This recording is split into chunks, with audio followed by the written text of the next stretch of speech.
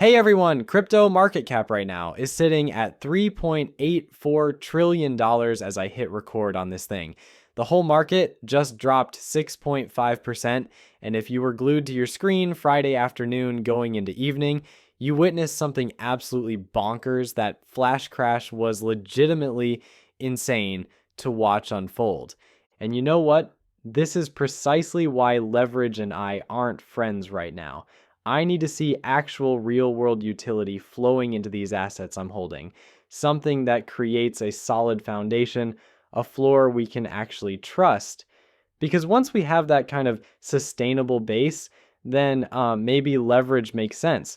But after what nobody predicted yesterday, yeah, I'm telling everyone, protect yourselves out there. Really hoping you all navigated through that chaos all right. But here's the silver lining. If you stayed away from leverage, this whole thing was basically just a little speed bump, you know? That's what it felt like for me. And I actually took advantage and scooped up some discounts. So, current snapshot, 3.84 trillion market cap, down 6.5% across the board. Bitcoin's chilling above $112,000. Ethereum's cruising above $3,800, and XRP landed at $2.49. Looking at the charts, we're down 9.4% over 24 hours and 16.3% over the week, basically matching Ethereum and everything else out there. XRP has been bouncing between $2.04 and $2.77, and we're hanging out right in that sweet spot at $2.47 right now. So today we've got to break down where this whole thing is going and talk about this government shutdown, because trust me, it's playing a bigger role in crypto than you might think.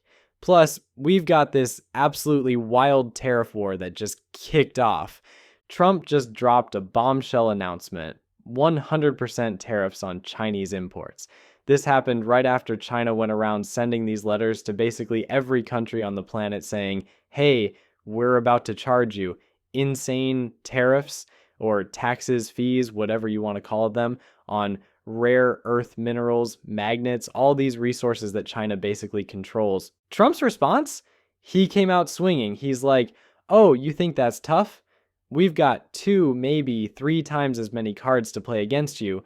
So China's out here trying to look strong and intimidating. But here's the thing. None of this works long-term for anybody. Somebody's going to blink eventually. And honestly, I think China's backed into a corner here because when you look at the actual needs, they depend on us way more than we depend on them. Now, yeah, the stuff we do need from them is super important. No sugarcoating that, which is why those 100% tariffs are in play. But this tariff announcement is what sent the market tumbling. Now let's get into this government shutdown situation because we need answers. Kristen Smith, she was running the Blockchain Association. She's got some insights on this. Let's listen to this, what she says. There is one common thread right now among the crypto industry, and that's that this year we have seen tremendous progress on the public policy front. We've had a very strong leadership by the White House with the executive orders. We've had the stablecoin legislation, the Genius Act signed into law this summer.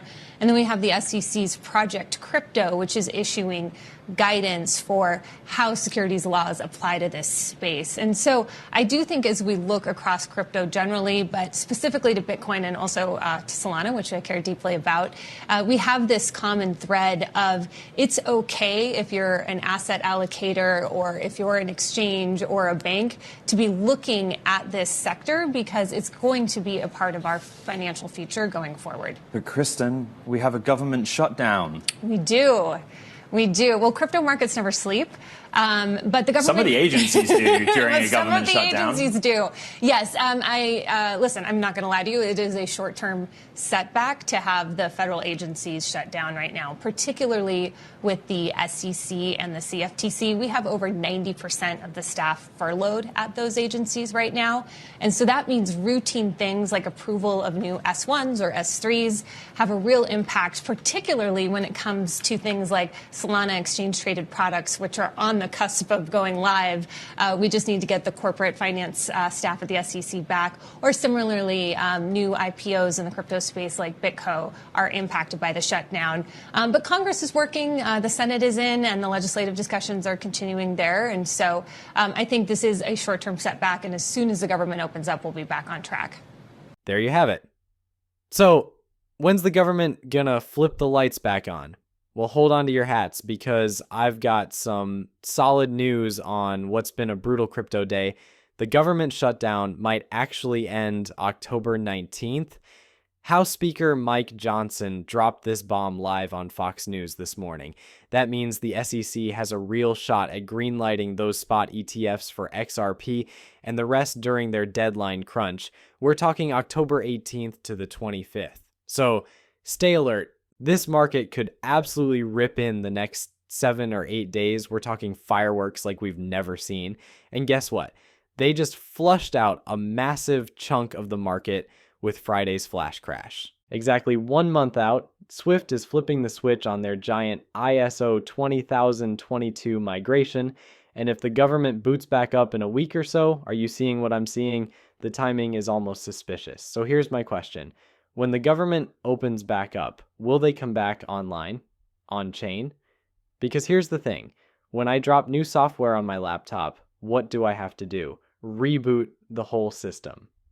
Okay, so Howard literally had Nick drop this bomb on us that they're already on chain with the Department of Commerce, right? And not just them, every single agency was supposedly going on chain too. So here's the wild question I keep thinking about. What if they're using this shutdown strategically?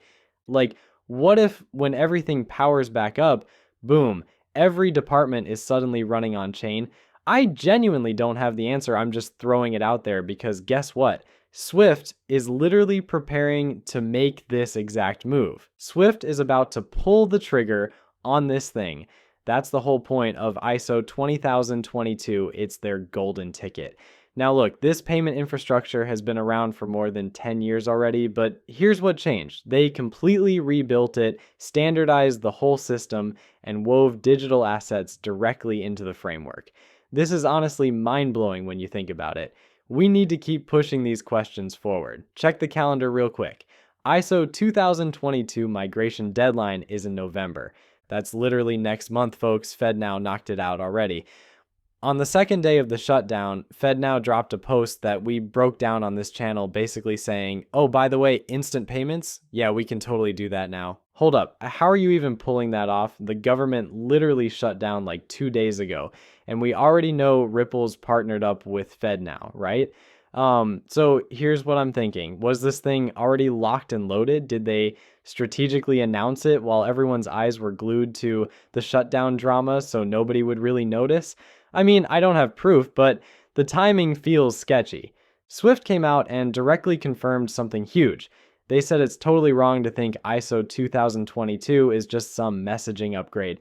I'm completely on board with that perspective. Listen to this. ISO 2022 is called and recognized as the standard of the future. And I remember to briefly touch this topic at Hong Kong Blockchain Week. Can you please tell us more about how this standard is applied? Sure. So ISO 2022 is a standard that's been in development for more than 10 years. And it's not just a messaging standard. That's kind of a misinterpretation of what it is. At its very base, it's actually business flows. So for example, when you're doing a payment, what does that look like? Who are the parties involved? What information do they send to each other, et cetera, et cetera.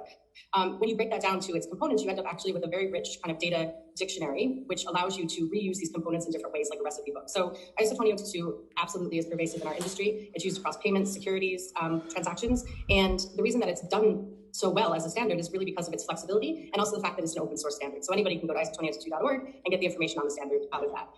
But why it's important from, maybe I'll talk first from a payments perspective and then from a securities perspective, but why it's important from a payments perspective is it allows innovation to grow. So it provides a base about how people interact, so a language, and then on top of it, it allows innovation to grow from there. So I'll give you an example of that. For example, in Australia, there's a real-time payment platform called NPP. That Australian platform actually does person-to-person payment transactions within, let's say, less than 10 seconds. It does this transaction. And that's all based on ISO 2022. The idea is to then, on top of that, build a layer that allows fintech companies to plug into that fast payment utility. And that will allow those fintech companies to be able to offer services to the market. For example, let's say you want to get a mortgage and you have to do all the document checks, you have to do et cetera, and then that results at the end of the day into a payment of your deposit. That could be a fintech company sitting on top of that does document checking and eventually helps to initiate the payment. And what that allows you to do is, because we've agreed on the business standards and how you, for example, initiate payment, it's then more interesting and easy for fintech companies to be able to grow on top of that, because they no longer need to worry about how do they communicate with that real-time payments platform, how do they communicate with the banks. That basis is set and it allows innovation to grow. Another example of that is we do a lot of work with the World Wide Web Consortium around payments and how payments go from a web browser. So we worked very closely with this group over the years, which includes the like of Google, Apple, et cetera, who are all looking at a common standard on how to do payments. There it is, right in front of you. The World Wide Web Consortium. You know the one I'm talking about, right? Same organization that Stefan Thomas handed over the Interledger protocol to when he was running things as CTO over at Ripple. Yeah, that World Wide Web Consortium. Okay, hang tight because I'm taking you on a little journey here. I'm jumping around, I know, but there's a method to this madness. Don't click away just yet. Now let's talk Swift for a second. They're working hand in hand with ACI. These two go way back. ACI also happens to be a Ripple partner. Mic drop. That's your Swift connection sitting right there in plain sight. Look, there are more dots to connect, but that one speaks for itself.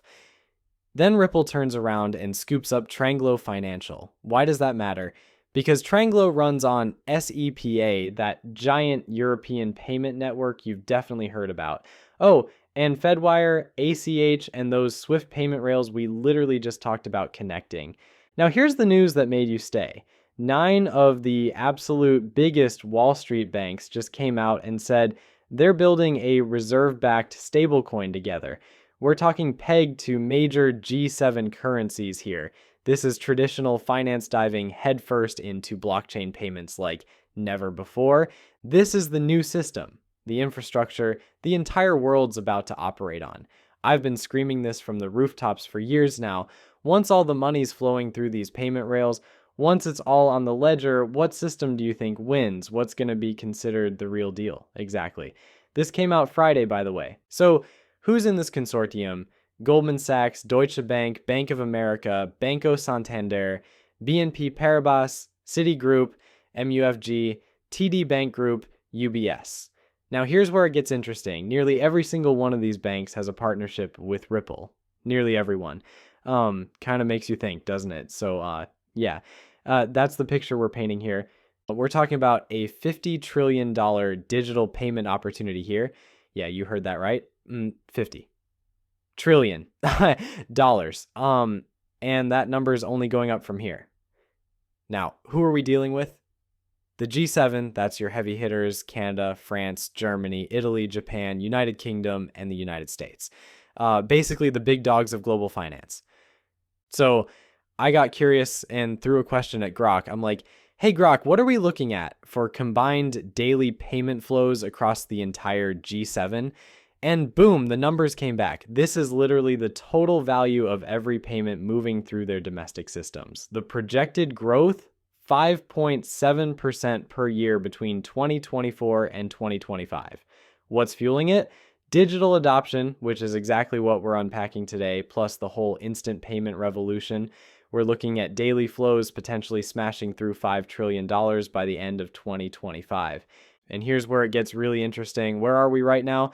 Late 2025. We're standing right at the edge of the ISO 20022 switchover. And anywhere from 7 to 9 of the planet's biggest banks are gearing up to roll out G7 currencies on one unified platform. Talk about perfect timing.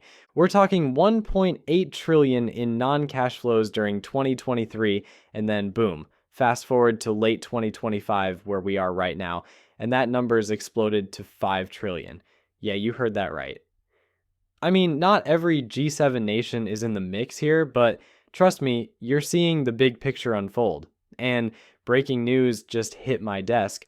Wall Street banks are joining forces to roll out a G7-backed stablecoin initiative. Are you kidding me right now? This is actually happening. Listen, I'm not going to sit here and pretend I've cracked some secret code or that I'm reading tea leaves perfectly. Could things play out differently? Sure, anything's possible, but between you and me, I'm really liking how the pieces are falling into place here. Just keep in mind, Nothing I'm saying is financial advice, and that goes for everyone else too. Anyway, that's what I wanted to share with you today. Catch you guys in the next video.